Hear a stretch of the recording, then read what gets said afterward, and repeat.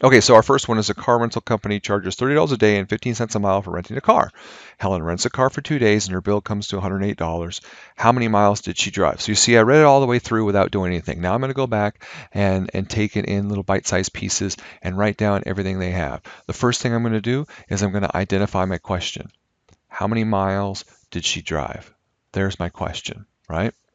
So as you can see, we're going to let X equal the number of miles driven. Now, if it was up to me, I would have called it M for miles, but you know, our author, our textbook loves to call everything X, but you know what's going on. All right, so step one, we've identified the variable. Step two, we need to translate these things. So we're going to start writing down everything they tell us in math. All right, so we know the number of miles driven was X.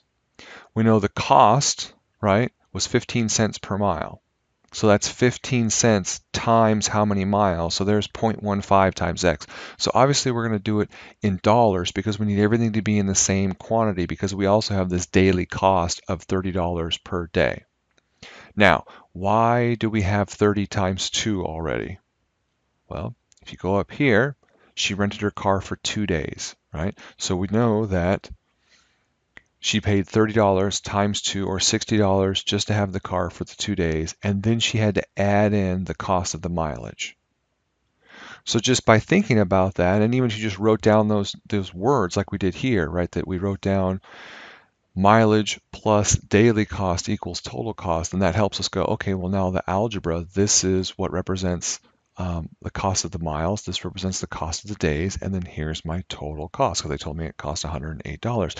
And lo and behold, we have now discovered the hidden equation, right? We have the model, we have the equation, and we can solve it. So now we're on to the last step. So now we need to solve for x.